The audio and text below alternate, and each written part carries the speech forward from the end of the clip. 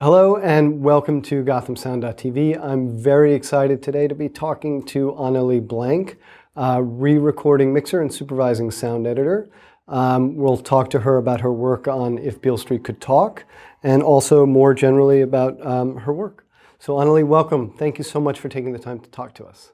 Thank you. Thank you for having me. So let's get into it. We spoke to Joe White, who was the production sound mixer on If Beale Street Could Talk. And this is really unique in the sense that we get a much broader perspective of what went into the sound by starting with the production sound mixer and then getting to talk to you. Great. So we'll show the same clips that we showed Joe, and yeah, we'll talk about the work that went into each of the clips, and maybe if you can give a special mention to the way the production sound came to you and what needed to be done. He's great at his job. We love Joe, yeah, absolutely. Yeah. We'll start with, this is a big scene that takes place early on in the film where all of the characters are gathered in the family living room. I guess we've already set it up in the first part of this presentation, so we'll just go into it. And not too much for Tish.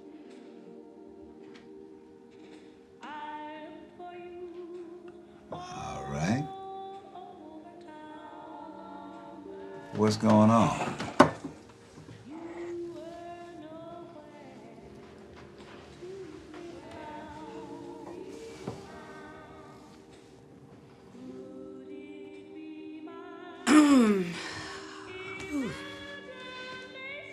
This is a sacrament. And no, I ain't lost my mind. We are drinking to new life. Tish gonna have Fonny's baby.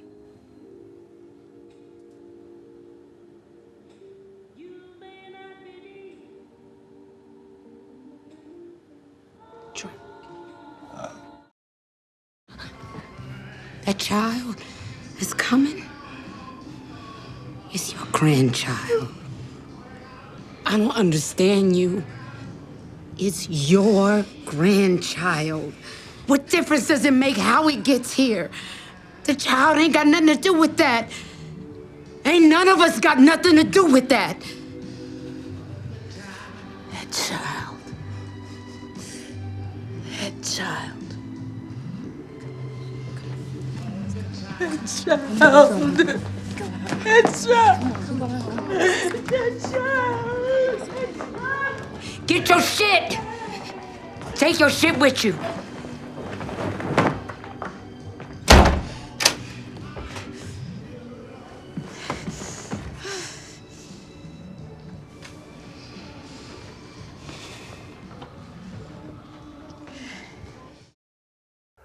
Onnalee, when was the first time you saw any part of that scene?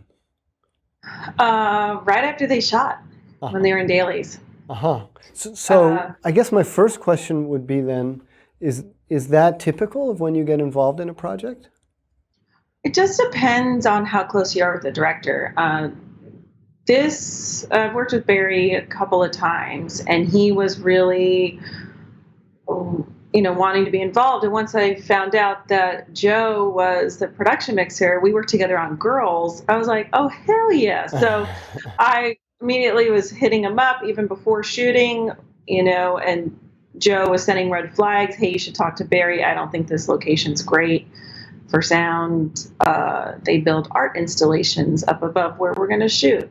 And, so there was a lot of things that Joe had to do to get the dialogue to where it was. And we talked about what kind of mics he was going to use, what his setup was, trying to get more booms in if possible. And he did a fantastic job. I mean, it was amazing. So it was really great and Joe would send me just audio, like, do you think this will work for you? Based off of what they were shooting that day, and like, hey, red flag, this is a problem. Can you take this noise out? Or should I, put up a stink? So we were really involved together while they were shooting, which is great. That sounds very unusual. That sounds Very, unique very, and yeah. special. Yeah, I know they do it on, Quentin Tarantino movies. Wiley gets really involved. And so just learning how, I guess, the pros do it, I was like, I want to be a pro and I want to do it like that. So, and it made the project great. Do you, did it change? Has it changed the way you approach existing and future projects? Definitely, 100%. So, I'm working on a film right now, and I was really involved at the beginning too. Of, hey, can you get this? We need a second unit guy to shoot this based off the script. Can we do this? Can we go out and record this? So it was So, great. like unique sound effects or period. Oh yeah, or yeah. that Especially for this film coming up, we definitely needed that. So That's awesome. So you saw the scene in Dailies. yeah, And what were you thinking? What was going through I was your like, head? is there 5,000 grips walking around? What's happening in the background of the scene? It was really creaky. It was really noisy. You could hear all the dolly work. You could hear the director, but there was enough. Joe got such a good quality recording that all that other stuff could be taken out without affecting the words, so to speak. So It's amazing because when I saw it, I assumed that they built it on a stage. I just Yeah. assumed it was on a stage because so many characters. It's such an important scene, and I was shocked when Joe said no. It was a walk-up in Harlem. Yeah. And yeah, like just a regular apartment building. Yeah, there was a scene that was taken out at some point that will be in the deleted scenes where you see the hallway and then walking up, and then you realize, oh, it is just a regular apartment. Yeah. So, hence why the natural creaks of the apartment are real. But it doesn't feel like anybody in the sound department struggled. Like it feels completely natural. I mean, it really. Thank you. It sounds. Yeah, it sounds amazing, and there were so many opportunities to have it be rough. I mean, I wasn't even, as a viewer, I wasn't aware of the noisy location, which I definitely would love to get into with you.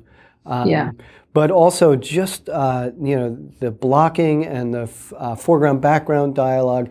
Also, the scene has a really striking dynamic range. Like it definitely builds to some real crescendos. Yeah.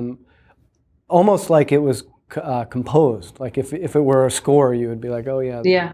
And that's so hard, I think, for everybody to get right in the sound department. I mean, just to like anticipate and leave room for it and manage it.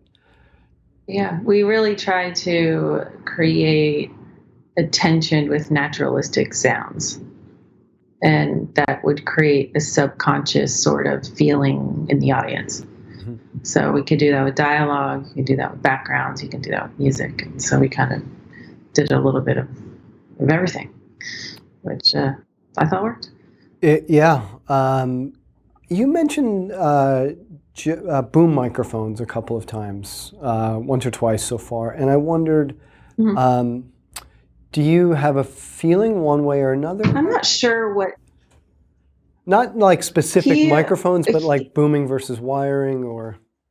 Oh yeah, he sometimes he would put two booms in a shot, so each actor would have their own boom, which was fantastic. And why was it fantastic? It was fantastic because then you don't have to rely on also a wire mic if the boom is slightly off mic for a certain character, especially if they're shooting wides and close-ups at the same time, which can be really tricky. And there was none of that, most of the time the boom we could use in every scene. And even with all the noises and. Yeah, because we could take out the noise. Is there anything that you could suggest that a sound mixer, a production sound mixer, listen for? Like how do they know what could be taken out, what truly is unusable? Well, if you're shooting underneath a freeway with airplanes going overhead, that might be unusable. Right. But refrigerators and tones and hums and even hiss can be taken out. Um, One thing that Joe's really good at is not cranking his preamp up to create unnecessary hiss in the production track. And I've worked with a lot of other production sound mixers that I'm like, why is everything so hissy? And instead of getting the boom mic closer to the actor, they just crank the preamp up, which then creates a lot of unnecessary noise. Uh-huh. So knowing exactly the blocking of the shot, how close can you get the boom in the shot without being seen? Yeah. Joe's whole team is very good at that. And I told Barry he needs to hire him on every movie because he did such a great job. Oh, That's hopefully, great. fingers crossed, Yeah, I wanted to go into that a little bit more because I do get the sense, mic placement gets underrated, not by sound people, but I think unless you're in it, unless you sort of really can see the whole, process. Joe's mixer is a great, like his physical mixer is a great mixer, but it's not the newest, most whiz-bang piece of technology. It's really, it's funny. I think it really is about technique over specific equipment, and it's. I think so too, for sure. It's nice to hear you say that, and it's just like recording a record. Mm-hmm. It's an art of mic placement. For sure. Do you have a background in music? How did you get involved in this? I do. Yeah, I used to be a tracking engineer. What does that mean? A tracking engineer is an engineer that would, be in the studio to record everything that's going to be recorded. And I did that for a while before getting a job with Danny Elfman. Uh-huh. And then I worked with Danny on a couple films and at his house and in the studio. And it kind of opened my eyes to post-production and that it is creative and fun. Before I was like, films for sellouts, bro. Uh-huh. It's all about rock and roll. And I realized quickly that that's false. So, yeah. What are there sort of unique challenges? I wonder if you can give me a sense of like what are some of the unique challenges in film sound versus music sound? Film sound is, I find, just different. You have to be very graceful. It's all about transitions. I also feel like a scene should have a lot of beauty and grace, and it's not just about being loud. Mm-hmm. That, especially with Beale Street, we get loud, but there's a lot of, we try to do everything smooth and seamless, so the audience was just more captivated in the story than saying, "Oh, that's a cool sound." I never wanted the audience to say that was a cool sound. I just didn't like that. So just more like a immersive experience, so consciously, is what we were trying to achieve. Yeah, the whole film is incredibly natural. I think this sort of leads us naturally into the next clip, which is them looking at the. I guess it's supposed to be like a Soho loft. Oh yeah. And let's just play it out. Here we are. Hey, I know it doesn't look like much right now, but we're not done. You see, you gotta imagine that there's like walls all the way up and down here, and I mean, yeah, it's a work in progress. Yeah. See, Tish, it's not done. It's a work in progress. Honey, I'm sorry, but how we gonna make this into a home? Look, imagine there are walls, right? Over here and over here. But where we gonna cook and sleep and bathe? I mean, where my mama and them gonna sit? Easy. Look, I put a couch right over here. Huh? Mama, Daddy, maybe even Ernestine, right? And the bed I put all the way back there, right against the wall. so I can see that pretty light on your face when the sun rises. Some of my sculptures over here and over here, right? As far as eating goes, I was thinking we could put a table right here. What you think? I don't know, Fonny. As far as I'm concerned, the only thing we're missing is a fridge. But I don't want to throw my back out before we even have a chance to make a kid. Hey, Levy, come on, give me a hand with this fridge, man. You want me to? Yeah, come on, help me out. I need you to get the door. Get the door, come on. All right, you ready? Yeah, I'm ready. You ready? I'm ready. 3, 2, 1. Up. Okay. All right, you good? Yeah, I'm good. All right, slowly now. Okay. Careful. All right, why am I straining more than you? I got you. Right on back here. Yeah, right here. Perfect. Right. Woo. That sure took a load out of me. Yeah, me too. But what a man wouldn't do for love, eh, Lee? Amen. Well, thank you for my fridge, boys. But don't forget about my stove. Oh yeah, of course not. You mind helping me out with the stove? Not at all, Levy? no. All right, we gotta make sure we get that.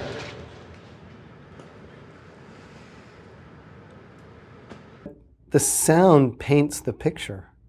Yeah. Like if I never saw it and I just heard it as a radio play, I could completely imagine where they are. Yeah. Is that fair to say? Yeah. I mean, we wanted it to be, because the Soho we know now is very, very nice. And the Soho back then was not, and everything was under construction. Nothing was built.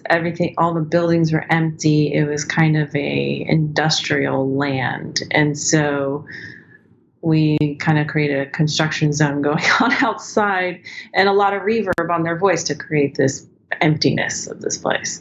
Yeah. So, lots of jackhammering, lots of people working.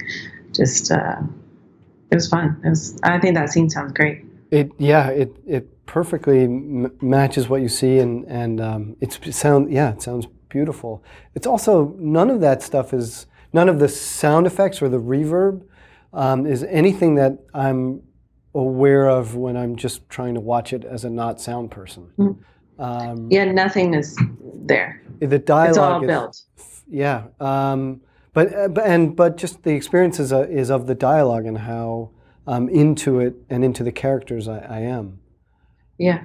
And and I guess I also don't mean to take away from the cinematography because there's some beautiful shots in there too. Yeah. The light behind her hair. Yeah, it's great. Yeah, it's a beautiful shot. I love that shot. Great.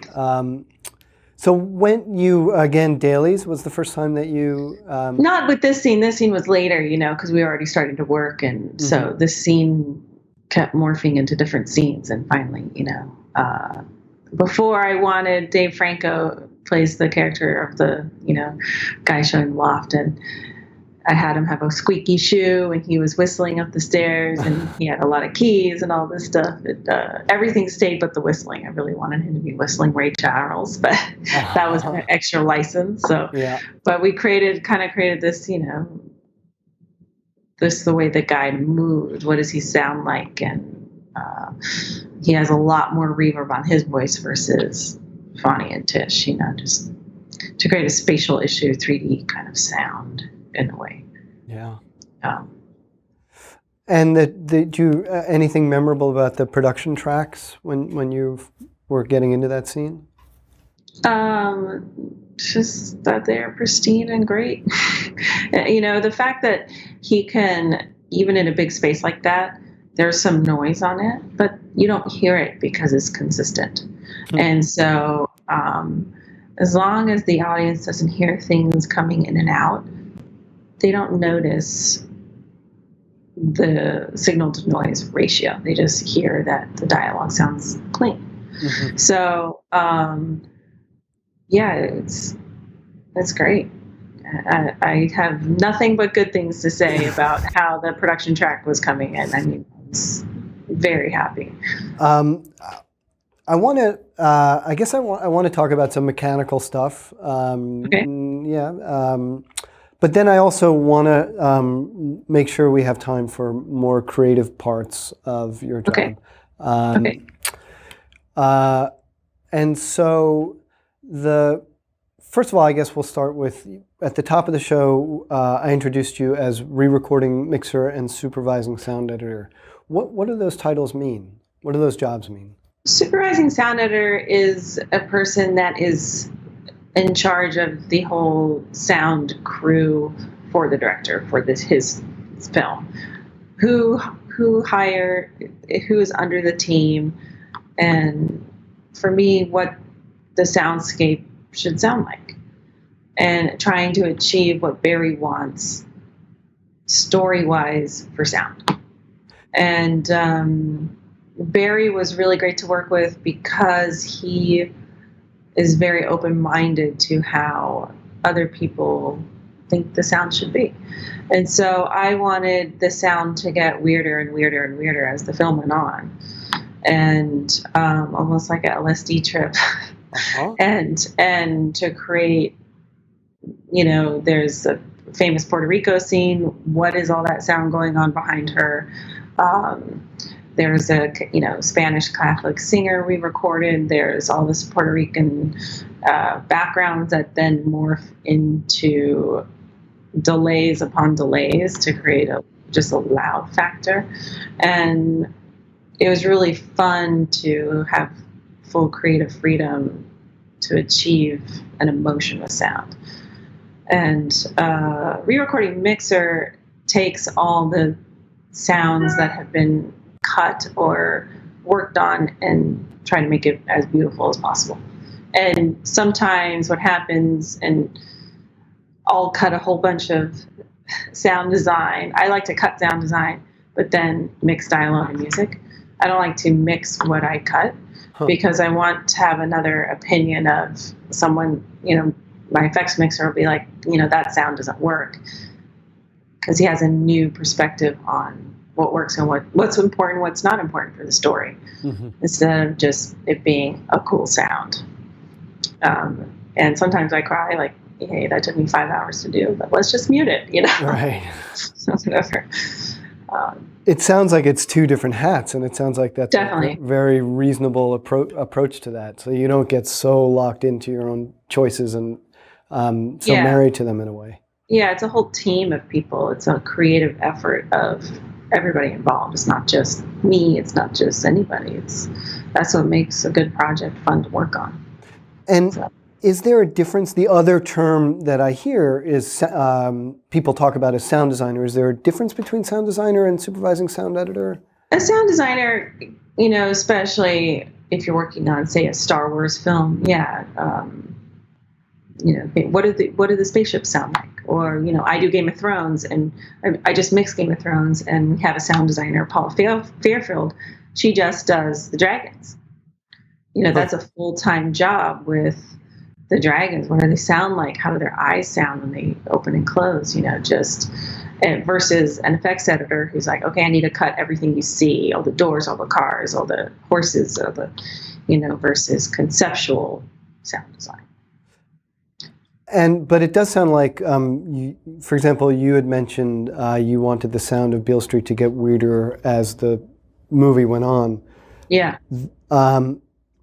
There definitely, like, I can see, and now that you mention it, I remember hearing stuff that affirms that. But that definitely seems like a creative choice that goes to the story. I wonder if you could talk about that and connect those dots. Being in New York in the 70s, a lot of things that I read was, especially in Harlem, there's always somebody playing music outside, a drum circle or someone singing. So we created that at the beginning. And then with subway trains. And then slowly as the film went on, we morphed the subway trains into sounding almost like music. And they would come and go with a camera pan. And now if you watch the film again, you might hear them. But before, you probably just didn't even notice. And so it kind of created this almost weirdness to the track without it being overwhelming, you know. So we just made everything sound weird towards the end of the film, and that was fun. But it also, I mean, I think it's not just for the sake of weirdness, right? It goes to the story. Yeah, because the story is, obviously he's wrongfully convicted, put into prison, but then you wonder, is he wrongfully convicted? Did he do it? Did he not do it? And so, and as you see Fonnie start to lose it and start to become like crazier and crazier the longer he's in prison, that is almost telling the story of, is this a dream? Is this real? Did he do it? Did he not do it? It's to create the uncertainty of his character in a way. Yeah. And yeah.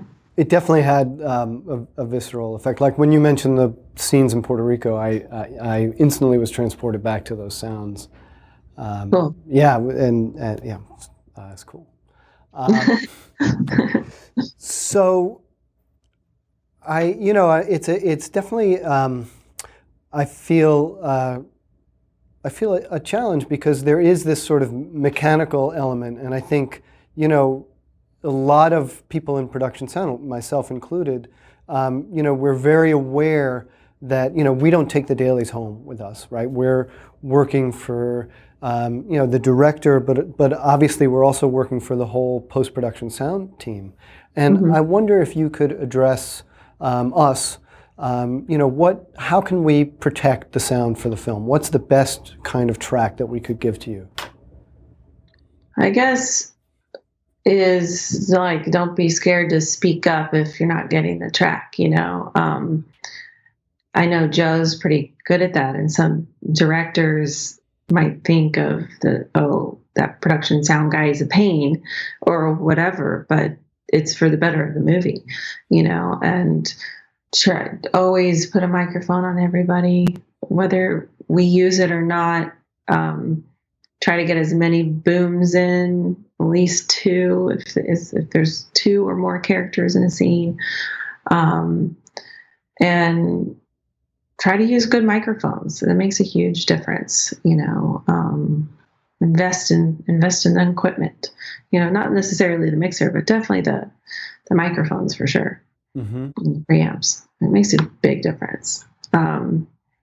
And on Game of Thrones, what was really great is because all the costumes were so involved in that show that they would sometimes build little pockets in the costumes for the microphone. And a lot of times costume departments don't want to do that because it messes up with their look or whatnot, but it saved that show. It really, really, really helped it. Could see a huge difference. So, and by building a pocket, they're able to avoid burying it and like suffering way down, where you can't even hear it, or it's unusable, or it just then might create more ADR cues, things like that nobody wants to do. So, say I'm a production sound mixer on set, and I'm struggling.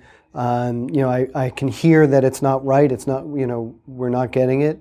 What are my options? Could I call up?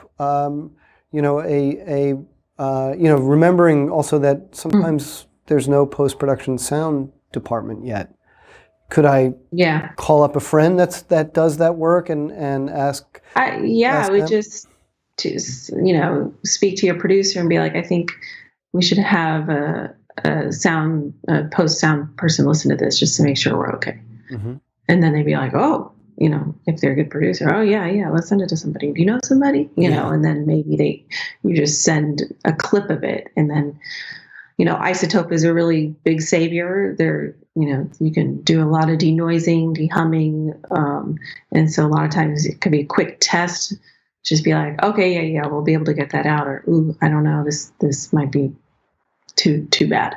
Which there are some cases, especially if you're on a ship you're in the middle of the ocean or something. That stuff's hard.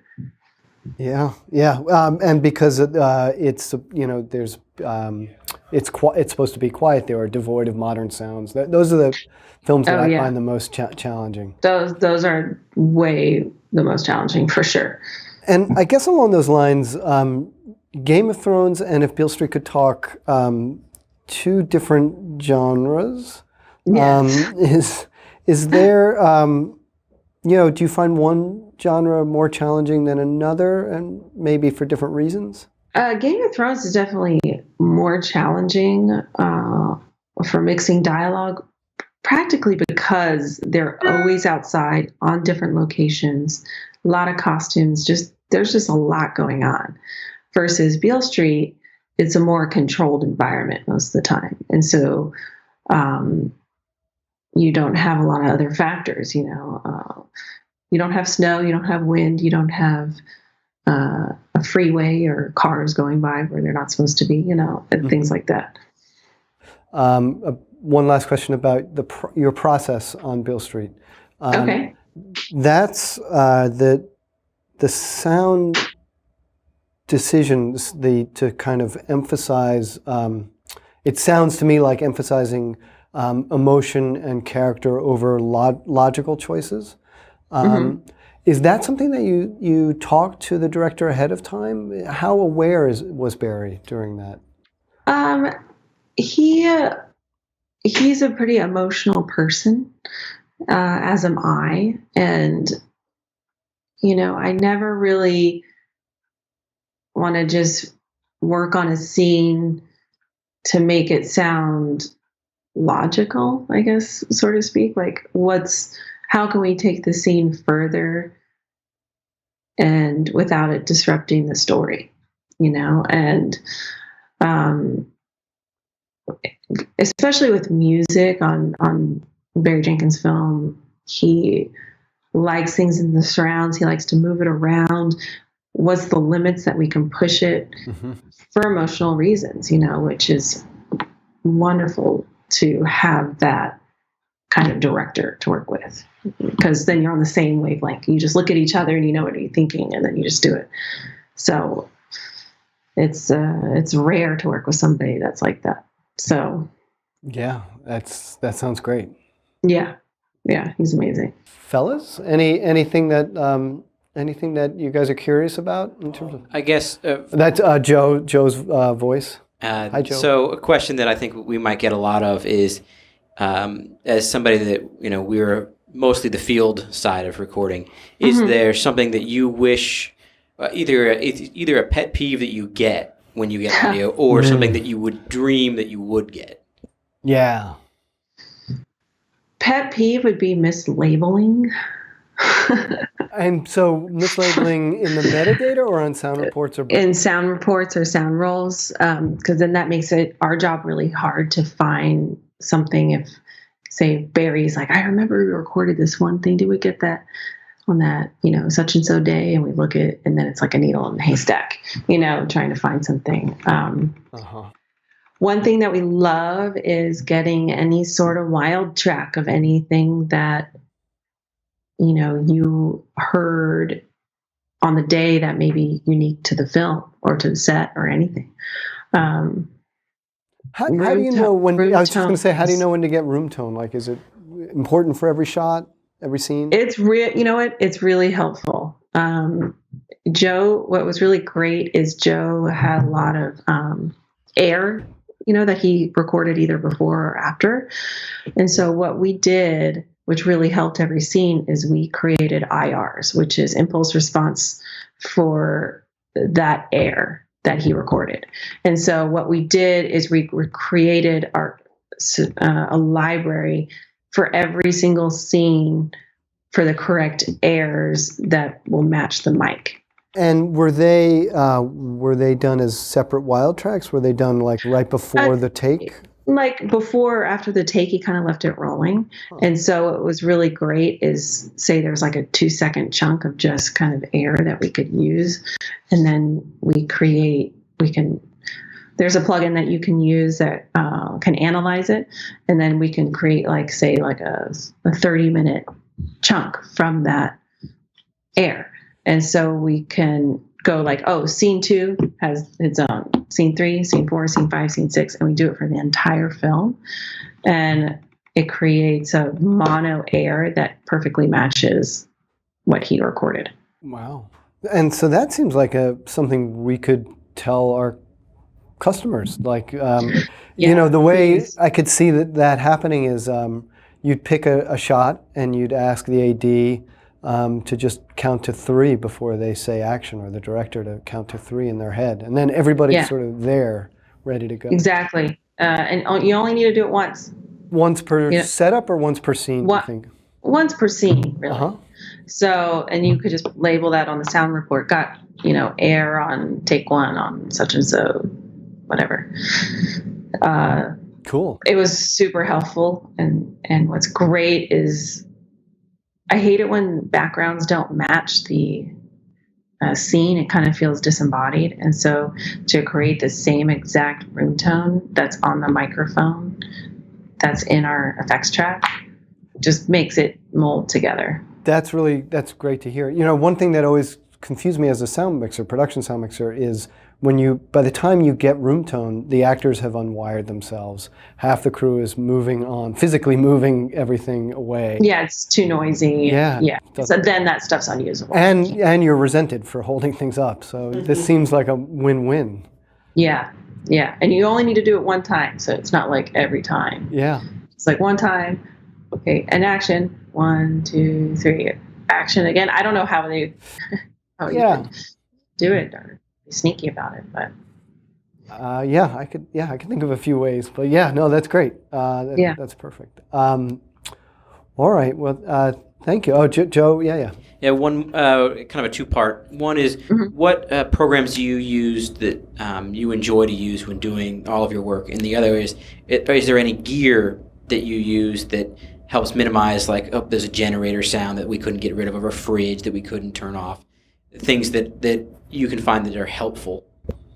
Yeah, we use Isotope RX7, spectral repair, denoiser. I also, when I'm mixing, I re-record my audio back into Pro Tools. If things are hissy, I use a Cedar or I use the Dolby 430.